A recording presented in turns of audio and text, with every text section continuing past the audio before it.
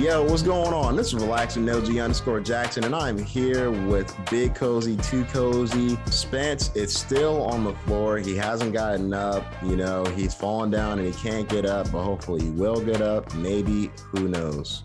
We'll see. TBD. Shouts out to Spence. I hope you get your stomach cleaned up, bro. I hope the doctor was able to give you some remedies. I know you got that grease. It kind of hardened in your intestines now. So now you got all that porcelain and all that stuff. Hopefully they might have to do what they did to DJ Funk Flex, pumping that shit out of you. Oh my God. Shouts out to Spence, and he might return next week or maybe the week after. I don't know, but listeners, he'll be back soon. Please send him DMs, send him get well wishes and all that stuff. All that grease that's caked up in the stomach it's not turning out all right. It's hurting him. Yeah, shouts out to my brother though. So I guess before we get started, like and subscribe and definitely follow us at the Highly Advised Podcast on Instagram, Advised Highly on Twitter, and Absolutely. the Highly Advised Podcast on YouTube. 100%. Wow, how are you feeling this week? I'm feeling good. I'm feeling good. Can't complain. The school semester is nearing the end, so nice. I'm happy about that. So me graduating college is coming soon, and I'm really happy about that stuff.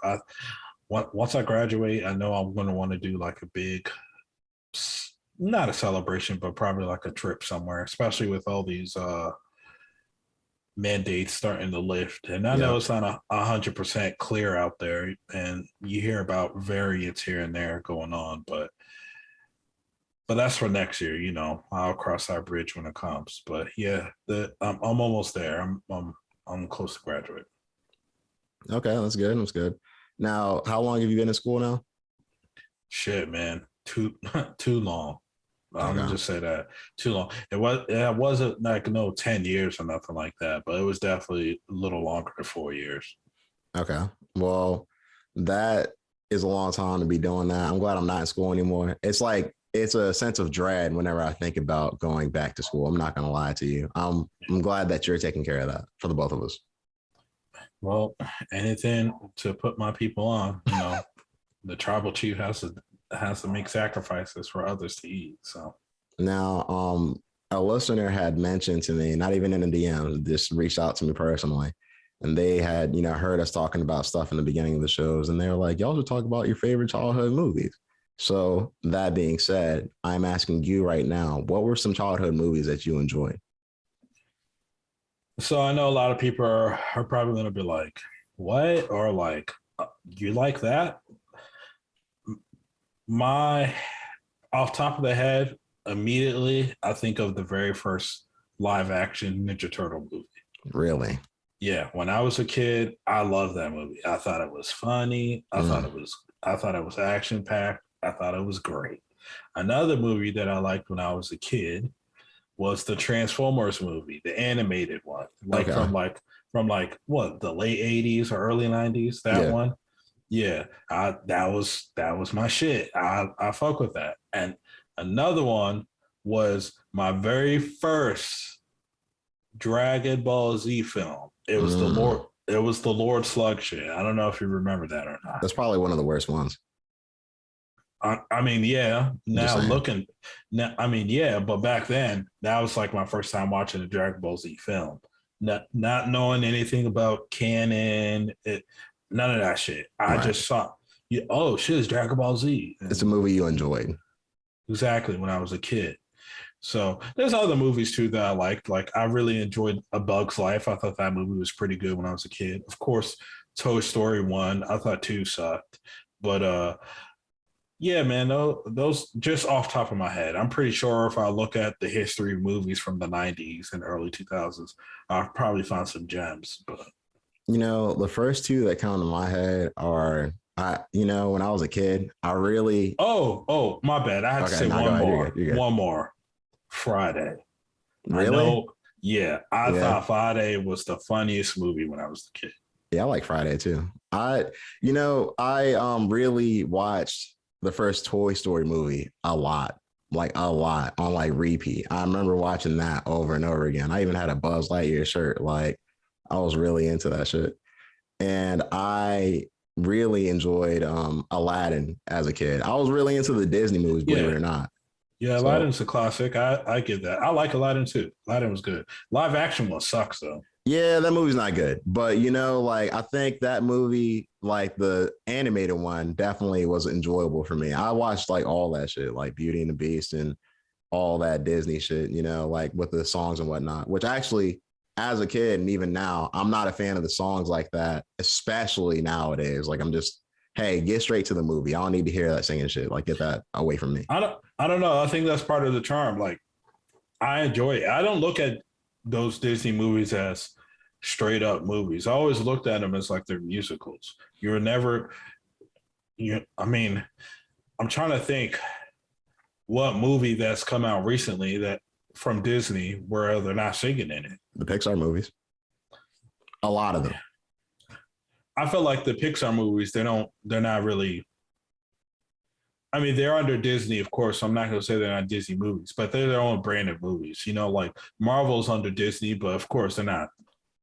I'm talking about like the Disney movies. Not The what ones you're that, saying. yeah, that's all I'm saying. Like Encanto, what is Exactly. it? Yeah, exactly. What Luca, Yeah, stuff like Frozen, that shit. Yeah, so Yeah. I understand what you're saying. I don't know. To me, that just was never necessarily my cup of tea. But you know what is my cup of tea? What's that, man? The NBA playoffs, which just started during the weekend, actually. And I was watching them and they're on right now. After we get done doing this, I'm going to be watching them. I am too, man. So far, so good. Very exciting game so far. Some of them I haven't watched because nighttime. Like for example, one game was like 10 o'clock at night. Like, hey, Yeah, I no. gotta, I like to get up early in the morning. But like for real, I've really enjoyed that Brooklyn and Celtics game one. Excellent. But by the time this podcast officially airs and is posted to all streaming platforms, we will be, I think game two will already have passed. Yes. So, and we will have to discuss game two or maybe even game three on the next time we record. So I thoroughly enjoyed that first game between them. It really came down to the last second, literally. And shouts out to Jason Tatum for being extra clutch. And shouts out to all the players involved in that Boston team. Even though we weren't really fans of Marcus Smart the game because we felt like he kept drawing the foul, but he did his thing defensively. He actually scored like 20, 21 points. So he was actually balling too. Shouts out to Jaylen Brown too. He was taking a beating, but he was balling out. So I just think that that's probably the series to watch round one right now. Then I know that the Warriors, they're making a killing too. Yeah. This guy Jordan Poole, he's proven to be like, hey, look, Steph Curry wasn't even a starter last night. Really? Yes. So listeners, at the time of this recording, game two just passed. So by the time this episode comes out, probably game three has already passed. Get ready for game four. But yes, at game two, Steph Curry was not a starter. Jordan Poole was. And I think they were just doing that, I don't know, maybe it's a rotation thing, a scheme thing. I don't know. So one of our listeners who's really into basketball, please let us know why Jordan Poole was the starter. Obviously, Steph Curry's not being demoted. My guess is just probably to rest him, Right. I don't know. Yeah. So I mean, that's that. I'm excited. I'm gonna continue watching playoffs just like you. Once we get off here, it's time to cut the games on until I go to bed. So one game you didn't mention that's going to come on probably as we're getting done with this is the Timberwolves Grizzlies game. Oh yeah, that might be the game. So the West, it's that. Yes. For the East, it's the Nets and the Celtics. Yes. Yeah, I definitely want to see the Timberwolves and Grizzlies, man, because I didn't think the Timberwolves. I'm going to be real. I thought they were going to get swept because the Grizzlies, they were Nope. balling They're out of playing. their minds. Yeah. But the Timberwolves, they're coming like, hey, we're trying to win. This is not no one-stop shop for us. So shouts out to them. I'm picking Memphis to win tonight. Once again, listeners, at the time of this recording, it's game 2. So by the time you actually hear this episode, game 4 might be on the way. Shouts out to the 76ers. They won. I think they're winning 2-0. And I think they're going to sweep the Raptors. I don't think it's really going to be too much more than that. I wanted them to like kind of be in like a nice little competitive series. So I'm think they might get that in round 2. But I was kind of curious to see what was going to happen to the Hawks. I thought they were going to do a little better. They are getting destroyed by the Heat. That is not going to be a competitive series. Shouts out to Gilroy. Yeah, they are going to sweep him. them. Yeah, I agree. They're going to crush them. I can't think of any other series that I'm really interested in right now. The Maverick series is cool, but I mean, just because that might be a little competitive, I might watch that. But that's about it for the playoffs right now. We got to kind of wait and see. Yep, I agree. So we already saw the Errol Spence fight that came on this weekend versus, I don't know how to pronounce his name. Lau, do you want to take a shot at it? I want to say Yordenis or Ordonis Ugas. Once again, forgive me for mispronouncing his first name. I got to really listen to his name, listen to how it's pronounced a lot more. Yeah, we were actually able to catch this decent bit of the fight. Yeah, a good portion of the fight. We missed the first 3 rounds, and a lot of people are saying the first 3 rounds are probably the more competitive rounds of the fight, but we were able to catch it from like what, the 5th till the 10th when it actually finished. Yeah. So yeah, from what we've seen, Errol Spence was pummeling him. He was putting a beating on him. Shut his eye out. Now Ugas did have a moment where he knocked his mouthpiece out. Yeah, he stunned him a little bit. Yeah, stunned him. Yeah, and I don't know what was up with that ref. It looked like he was in business for himself that night. Man, so the shit that got me was when he did knock out his mouthpiece, he stepped in at the most inopportune time to give him his mouthpiece back. Later on in the fight, he steps in at the most inopportune time to give Ugas a little look at his eye. And his eye was busted up. But it's like at the same point in time, you got to look at when he did it and be like, why do you do it right then and there? I don't know, man. But all I do know is Errol Spence was impressive when he put it on him. And if the doctors didn't stop that fight because of Ugas' eye was being completely shut, Errol was probably going to eventually knock him out. Like he was pummeling him. Body shot, uppercut, body shot. He was tearing him up.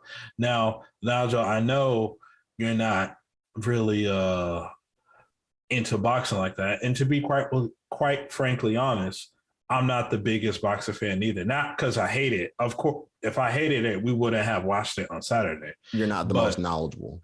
Correct. I would like to say I'm a casual fan that's learning.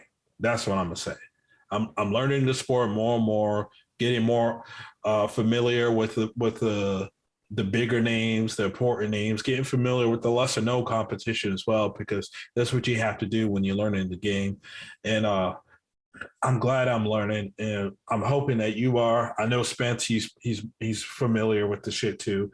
He might be the most knowledgeable out of all 3 of us for real, because I know he follows it.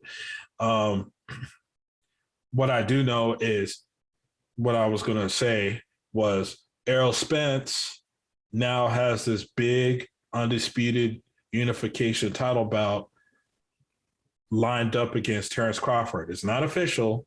So when this episode comes out, listeners, and if it's still not official by then, I don't want y'all to be like, oh, they said it's official. They reporting fake news. Go to hell. So what I'm trying to say is, that's the fight that everybody wants. Both fighters want it.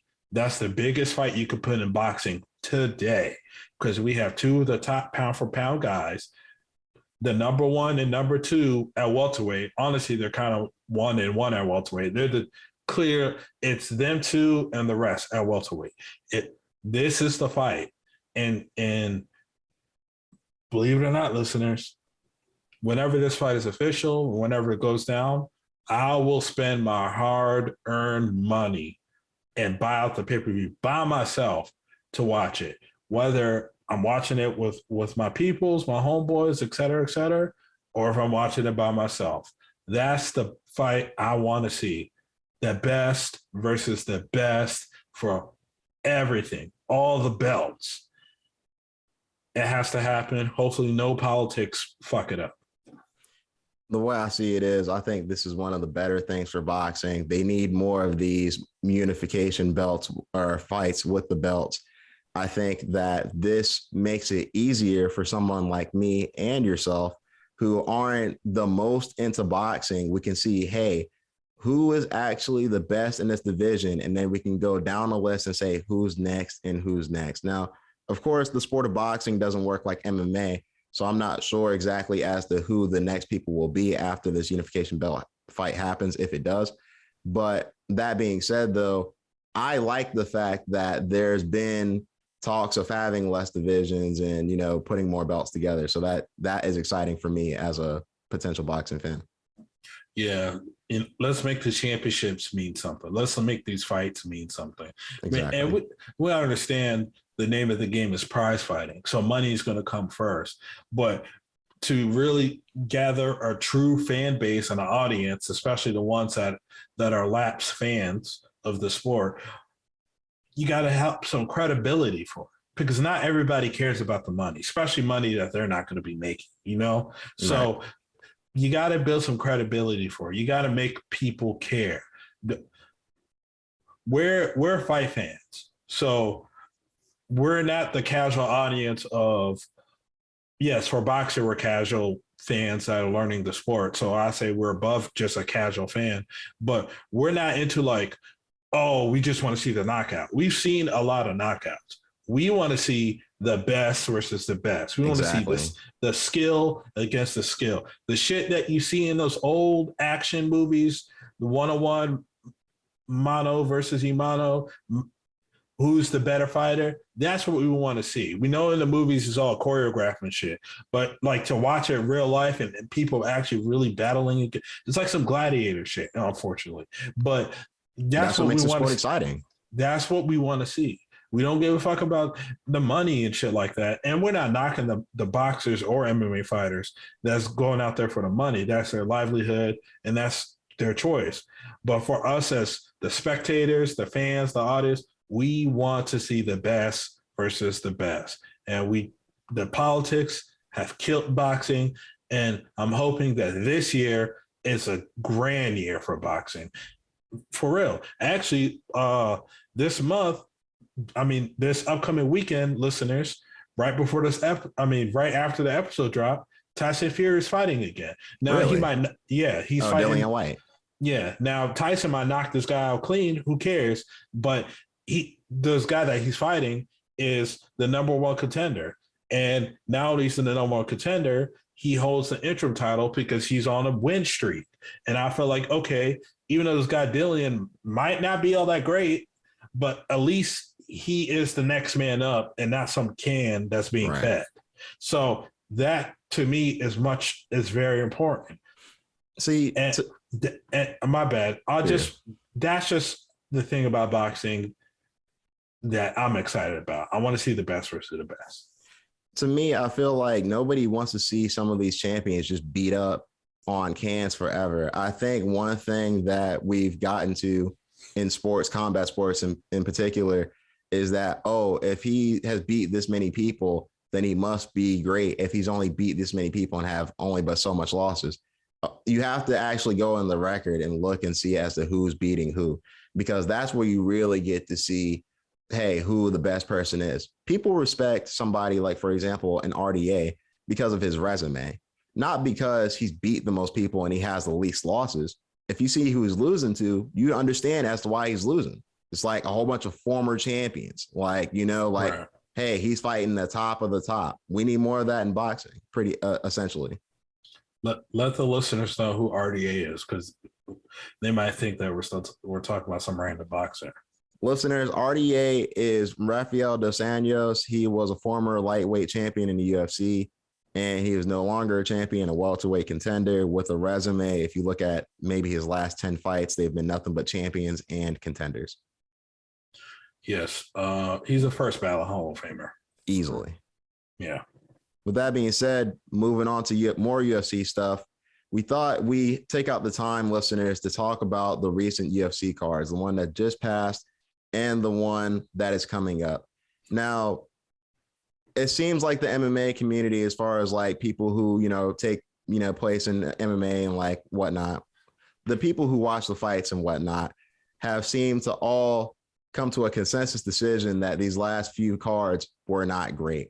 Now, the UFC has been known to kind of have light cards at certain points in time in the year because they've been making more cards throughout the year to have more fighters. But at the same point in time, these are not entertaining for, I would say, the casual fan. And even for a hardcore fan, there aren't many names on there that would make this necessarily an exciting thing.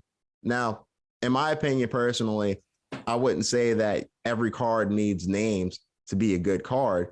However, you would like to see at least a few fights that are enticing instead of just a whole bunch of, hey, we're going to grab this person and fight this random person who was on a contender series or they got a knockout and people kind of know them on social media. Like, we want to see actual fights that matter and maybe some contenders in there, possible contenders, future contenders, but something else other than random no names. It just is what it is. And not to say that they're bad fighters, but they're not fighters fighting towards anything in particular.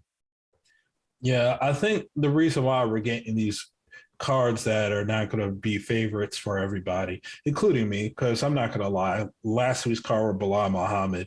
The only reason why I wanted to see the main event because it was a top 10, a fight between two top 10 fighters. And then the only reason why I want to see next week's main event because it's, hey, who may be the next challenger for the strawweight title after Rose Namajunas and Carlos Esparza go at it. That's why I want to see the main event. I don't necessarily want to watch these cards as a whole, but I think the reason why they're doing it because UFC puts on fights every weekend. It's like 3 fight nights in a row, pay-per-view. 3 fight nights in a row, pay-per-view. They'll rarely take a 2-week break, right? But they're putting on fights every weekend. And I get it because it's smart. You're engaging the fan and the fans are tuning more into, okay, what's going on? When back then, when I wasn't, when I was a senior in high school and just, really thinking about like, okay, what I'm going to really do in life or what I really want to do in life and stuff, because, high school is going to end at one point. I was really into like the MMA schedule. I would try to really pay attention to every prelim fighter and all that stuff because that was just, I was so in love with it. Now, I'm not saying that I don't love the sport of MMA. I do. I love MMA, but there's just some fights I do not care to see. If a fighter does well, like a fighter that doesn't have a name, like for example, Rafael Fiziev or Fazev, forgive me if I mispronounce his last name, but he was relatively unknown, but because I seen this guy from the other card. Oh, snap, he knocked this guy out. Oh man, he just had a crazy fight with Bobby Green. Dang, you see his last fight? Yeah, man, he should be next. He should be getting a top 10 fight soon. That's how I'm tuned in to these fights. Watching the first fighter that fights at 6 p.m. who could either be a contender series guy or a guy just coming off the street just to help fill the UFC card. I'm not tuning into that no more because my life is too busy for that. And I'm not saying like I'm like Elon Musk, where I have a bunch of shit going on all the time. But what I'm saying is just like, when you have life, you have responsibilities, you have other priorities and other things that you want to handle, stuff like that. You're not going to be able to watch everything all the time. Like right now, me and you, we could be watching the game right now. But we're doing the podcast because we want to do something that we're passionate, we enjoy doing, and one day we're hoping this becomes bigger than what it is right now currently. So we're making the sacrifice by not watching the NBA game, and we'll just have to tune into it later, So these UFC cards that's coming up, I understand why they're weak because they can't put heavy hitters on every card, and you have to build up these lower named fighters, and I get that. But when you have a card where it's majority of it's just lower name except for the main event, people are only going to want to tune into the main event. And sometimes if the main event is not that intriguing, nobody's going to want to watch the card. You know what I think the UFC might want to do is they might want to do something like what they were doing back in the day, where they like highlight the card or the people that are doing well, like the the knockouts, and I'll say the good performances on the fight card. Like they used to have like I can't remember the name of the show, but it used to come on like Spike TV, and it was like UFC Unleashed, where they had like the good finishes and the good fights, and that's how you figure out about some of these people, because you're not going to take out the time to watch every single hour of each fight night. You're just not, Right. And if you do, God bless you, because I'm not. So that just is what it is. And it's not, like I said, it's not to, say anything bad about these fighters. Some of them are actually good fighters. The cards are bad. That's the problem. Yeah. So that's why, like, when it comes to their pay-per-views, people are actually tuning in and excited for it because they're loading these pay-per-views up. But I mean, not every pay-per-view is a smash hit, but it seems like lately the UFC are trying to build strong pay-per-views. Right. There's an next pay-per-view that's coming up. It's not necessarily a favorite of mine, but I'm like, okay, this pay-per-view is the best card that's going to happen within the past month. From UFC 273 to UFC 274, that middle section of cards are not great. It's like pay-per-view to pay-per-view, which is worth talking about and seeing. But of course, as fight fans, you're going to want to tune into everything, not watching the first fight to the end, but maybe you'll tune into catch the results. Hey, I'm going to catch the main event because that's the only thing that's worth watching anyway. So that's what's happening. And I just feel like that I'm not trying to blame the UFC for these cards and all that stuff like that, but this is what's going to happen when you're putting shit on every week. You're not going to get banger after banger after banger after banger. It's going to happen like this. If you do it every other week, you're going to get better cards combined. But when you do a card every week, you might have a string of cards where it's thin. Yep. It just is what it is. It's the nature of the beast. Yeah. So, seeing as we spoke our mind about that, there is a place where people speak their mind, and Elon Musk is trying to buy that. Twitter is trying to is being put up for purchase, and I don't even know if it's being put up for purchase. I think Elon Musk just put out an offer to buy Twitter. Yeah, he wants to buy Twitter out. But I think there's some logistics that's in the way to prevent him from purchasing it. And I think the other shareholders of Twitter, they're playing a game to prevent him from purchasing it. Now, I don't want to get too far deep into it because of what I will say is, like, it's something that's currently being developed, and I feel like the story is growing legs every day. But if he does buy Twitter, I wonder if it's going to change the game of Twitter, or he's going to keep it the same, and he just wants another big thing on his portfolio of stuff that he runs. Well, I feel like if you really want to have a big stake in Twitter and you want to have the largest stake in Twitter, I feel like then that should make that whatever he's trying to do.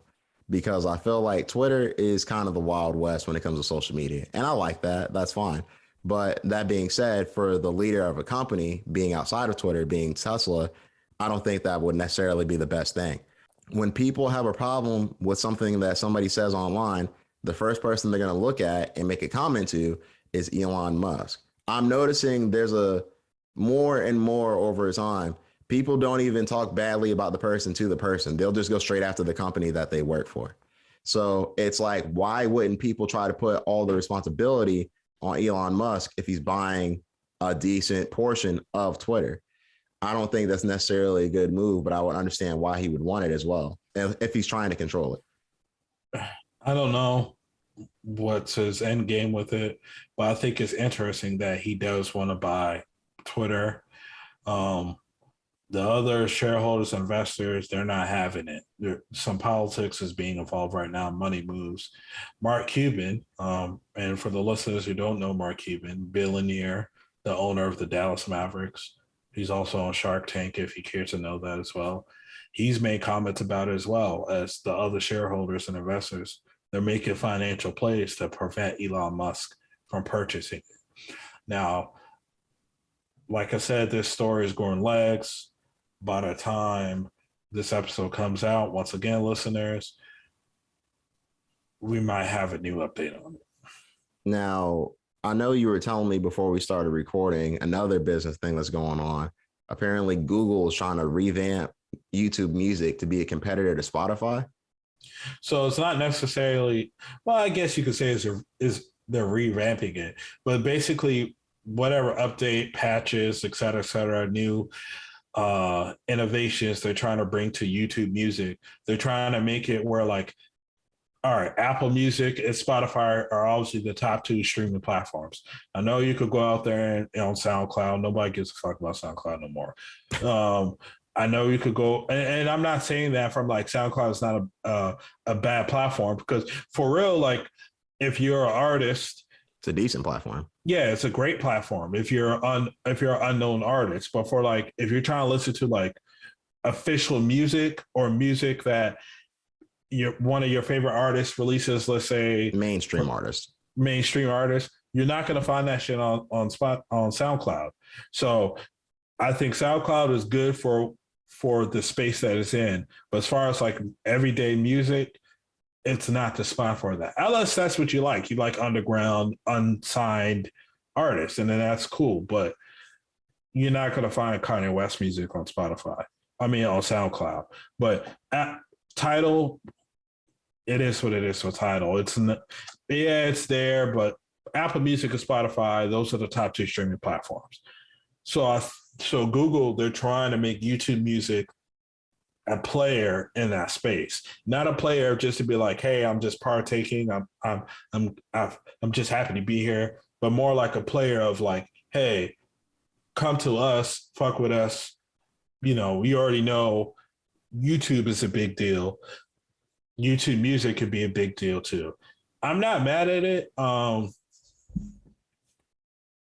have YouTube and I enjoy YouTube. I think YouTube is a superb and fantastic platform, to be for real. I don't listen to YouTube Music currently just because I have Apple Music, and I enjoy Apple Music because I have an iPhone for that.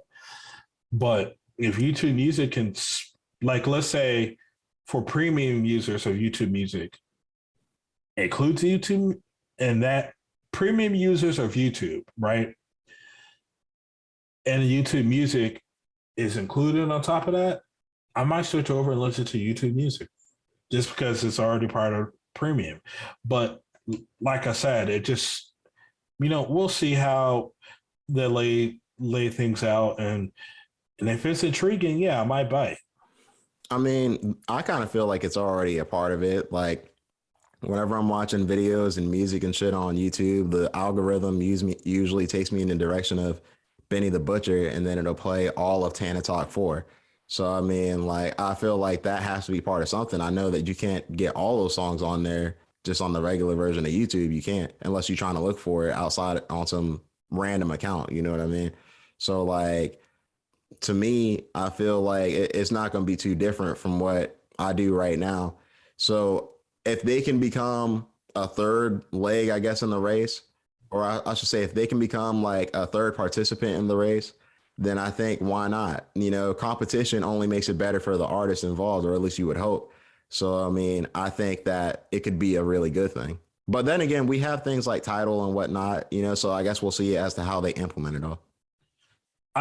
What if YouTube Music All right. So you know how for our vehicles, our cars, we have CarPlay, Okay. and you know that the interface. So we have the whatever default interface on our cars, right? Okay. When we connect our iPhones to the car, the interface changes to the Apple interface. Okay. What if YouTube Music they have some type of thing where like you could play videos in the car and it actually showed the videos? That's too much though, man. I can't have that going on while I'm driving and shit. No, Like I'm not saying for you for specifically the passenger, or maybe people in the back seat. or just saying generally, because there's going to Right. be some people who like that who's driving. You're right. There's already people who probably put their phone on that fucking what's that shit that people get where it sticks to the windshield of the car and they put their phone like I if don't they were know. like a Uber driver or some shit. Well, you already know people are watching shit with Right. that on there though. That's what I'm saying. So I wonder if YouTube does that, if that will entice more people to get YouTube Music. I mean, I can see that. Like, I think that's what kind of Spotify's trying to do right now. Like, you'll notice even maybe on Apple Music, I don't use it, but like if they have like a video or a song that has a video with it, it'll play in the background as the song's actually playing, or maybe a little snippet of the video at least. So I think a lot of platforms with videos and music are trying to kind of get to the point where they can compete against each other. It's weird, but I mean, that's what it seems like they're doing. Shit. Even the interview that we were both talking about before we got on here that had a little video with it. Yeah. Yep. Yeah. You're exactly right. So I don't know. But that being said, though, I know what I will be listening to on Spotify. It's just been announced. Kendrick Lamar's new album is coming out on the 13th of May. Wow, are you excited? I know. So Well, now you know ahead. what? Go No, ahead. you know No, what? no, No, go ahead. no, you know what, motherfucker? You know what? I didn't say anything. Go ahead. No, you said I know. I'm curious to hear what you have to say. I'm curious. Album coming out on the 13th. There we go. That's it. That's That's all. That's it, all you have to say. You don't sound excited. I want to know what you were gonna say. That's what I want to know. I'm just curious to know if you're excited because the listeners might not know, but I know you know that one of our first episodes were about Kendrick Lamar. Yes, and what was the album sales? Because I already know that's what you're going to get to it. I wasn't going to even talk about it, but since you brought it up, let's get to it. Hold on, I gotta look it up. But while I'm looking it up, are you excited? It should be on top. It should be top of your head, man. Come on. Am I excited for the new album? I can't say that I'm excited for it, but yeah, I'm going to listen to it. Absolutely, Dave. No, you can laugh all you want to. I don't know why you're laughing. It's not funny, but go ahead, you're good. Yeah, I can't say I'm excited for it, but what I will say is I will listen to it day one, and I do think it's going to be a good album. I'm hoping it's a good album. Let me say, because we never know until we actually listen to it. So I'm hoping it's a good album. I have a good feeling that it might be a good album. I did enjoy his last album, Damn. I thought Damn was the shit. But of course, that's like many moons and many years ago, right? Right. This next album, did it give a title? I'm not familiar if it give. I don't remember if it had an official title or not. Mr. Morale and the Big Steppers. All right. Well, shouts out to the Big Steppers. I love the Big Steppers for that shit. But shouts out to that album title. But yeah, I'm gonna listen to it. I'm gonna listen to it. I don't hate Kendrick. I don't. I don't hate Kendrick. I think Kendrick is a warlord in the rap game easily, and I liked his last album. I thought his last album was really good. It was the shit. I even liked the reverse version because I thought that was entertaining as well. So even though I don't talk about him like how you and Spence ooze about him and take lotion and rub each other about it, but I will say I do fuck with Kendrick. I think Kendrick is a dope artist, and I will be listening to his album day one. I'm excited for this album. It's been a long time since we heard from Kendrick, and I'm curious to hear what he has to say, especially with Mr. Morale and the Big Steppers being the name of the album. Like, I'm just curious to hear what the album's even going to sound like, because I feel like that's so off the wall and random. I have no idea as to what it's going to sound like. I've been hearing rumors here and there as to what the sound's going to be. He's going to be doing this. It's going to be kind of rock infused. Like everybody's just kind of curious. So, you know, I don't want any expectations because there's a lot of expectations. No. What I'm trying to say is how the album's going to sound. Right. Like, yeah, I don't want to hear I don't want no perceived notion on how the album's supposed to sound per leaks. And the reason I'm going to say this is because the guy that you used to hate on, but now you love and you support, Drake. What about Drake? Go ahead. When he dropped remember that leak project that was circulating the internet, whatever? Right. That project sounded different from Certified Lover Boy. Did it not? Exactly. That's why I'm not buying into what this album is supposed to sound like. I'm going to take it at face value when it actually drops on May 13th. All right. So the big question, Lau. All right. How much albums do you think it sells in the first week? All right. So I'm going to change my prediction from 3 years ago? Some shit like that. Yeah. It's been a bit. Kendrick has dropped. Well, I don't think he's dropped any music, but he's been featured in a few things here and there. And he's been doing it to the point where he's giving a little bit. He's making the fans excited. I know you're giddy. You're like all over the mouth, just drooling, waiting for the next piece. Yeah, exactly. I will predict Kendrick Lamar will do 300,000 week one. And I will predict that people will enjoy this album better than Certified Lover Boy. And the reason why I say I predict that is because there's a lot of people right now at this moment, that's dying to hear Kendrick. We just got Drake. So people are over Drake. I think the Drake hunger is not going to come until like end of the year, early next year. Because it seems like the winter, very early spring is when people want Drake. Right now, Kendrick, this is his slot from the late spring to the early summer. That's his slot. I think he's good. I think people are going to love his shit more than CLB. I think he does at least 500. No, he's not. We could put money on that. I think he does. I think he does at least 500. No, he do. I say 300,000. I think he's gonna kill it. Tell you, he's not. If he does 500,000, I gotta give credit where credit's due, and I can't hate on it. If he gets to 500,000, now I'm gonna be like, hey man, this Kendrick is.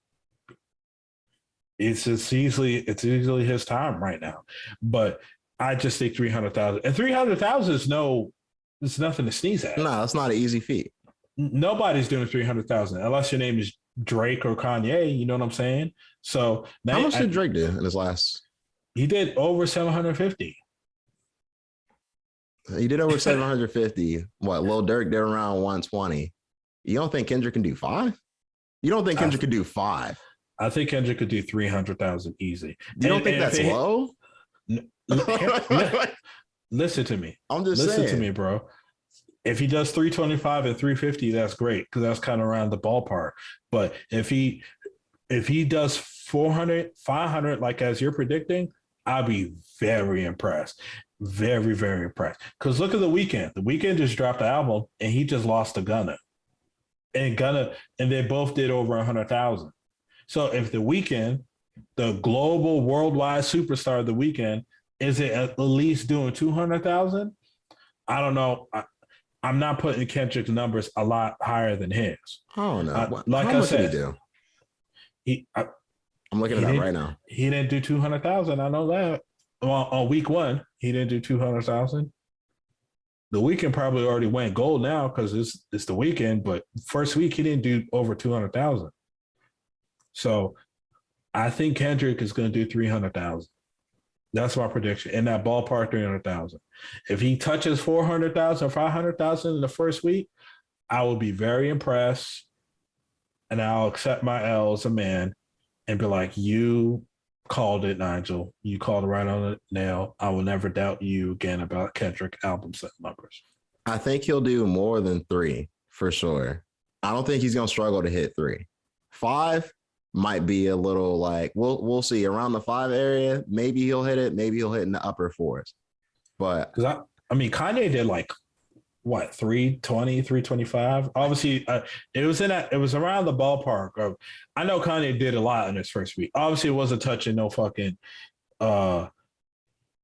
It wasn't touching Drake or whatever. And I'm not saying this to be like on the Drake train, but what I'm trying to say is just like Kanye did a lot, and I think Kendrick could have better numbers than Kanye this first week just because it's a return album. He hasn't dropped nothing, but 500,000, like, man, shit. Like, but you got to think though, Kanye did play the album like 2 or 3 times before it was actually released anyway. I hear you. I hear you. Whatever analytics or rabbit out the hat you're trying to. It's not a rabbit out the hat. He actually did that. He had 3 solid performances where he performed the whole album. Yeah, but the album wasn't being sold, so that's different. So you don't think that might affect things at all? So what you're saying, like, if he played this album 3 times, you think that helped him sale wise? I'm saying that if he performed the album 3 times before it came out, you don't think it might deter some people from listening to it on the first day? I'm not saying everybody. Of course, Kanye West has a. Oh, so what you're saying is Kanye could have sold higher in his first week. I'm saying it's possible, yeah. Oh, okay. Yeah, I agree. I think if he didn't play the album more than 3 times, or I mean, if he didn't even play it once in its entirety, yeah, he could have probably sold more in his first week. Right. But I don't think he would have sold 750,000 like Drake. No, I'm not saying that. I'm just saying more than the number he sold. Yeah. I'm not going to argue with you on that. Yeah, that could be very possible. And like I said, I'm sticking with my numbers. I don't think Kendrick is going to do 200,000, like I said 3 years ago. Mm-hmm. He's a lot more musically relevant these days. So I'm changing my prediction to he's going to be in the 300,000 ballpark. All right. Well, we'll come back to that. I know that we'll have final predictions before it comes out. Yeah. But before we wanted to close out, we wanted to say, give our condolences to DJ K Slay. Definitely a legend in the rap game. It's unfortunate that he passed away due to COVID complications at the age of 55. Definitely RIP. And we just wanted to give him a shout out because he has put out some mixtapes that were around throughout our childhood and, definitely is a legend and a respectable figure in the rap game. So RIP. Yeah, so RIP DJ K Slay, definitely during my middle school years, very early high school years, listening to some of the mixtapes during like the Smack DVD era, the Come Up DVD era. DJ K Slay, was definitely a prominent DJ during that time from New York. So shouts out to him, RP. It's very unfortunate that he lost his life to COVID. It goes to show that COVID isn't 100% gone. So everybody just be of course, be careful and just stay safe as possible. RP DJ K Slay, condolences to his family, close friends, fans, and supporters, and may his legend live on. Do you have anything else for the listeners tonight? Listeners, just make sure you follow us on the Highly Advised Podcast on Instagram. Subscribe to us on the Highly Advised Podcast on YouTube. Make sure you like our videos, comment on our videos and shit like that. And make sure you follow us on Advised Highly on Twitter. Just hit us up. Leave, whether it's Instagram, YouTube, or Twitter, hit us up, leave us a comment. Let us know a topic that you would like for us to talk. Hell, if you even want to chime in on a question on the podcast, definitely let us know. Send us a DM or something like, hey man, can I ask this? Da, da, da. So shouts out to the listeners. Definitely keep fucking with us because we fuck with y'all. And that's it. That's all I have to say for this episode. Shouts out to Spence once again, and I hope he could recover. And hopefully he comes back next week. If not, that's probably because they had to do the like liposuction to suck all that grease out of his body. So Shout out to Spence and the grease in his body. Hopefully he will be back in recording shape after they take care of him, after he gets up. I don't really have much else for listeners. Definitely take care of yourselves and be safe. You have been highly advised. We will see you next week. Sha sha sha sha sha sha sha. Sha sha.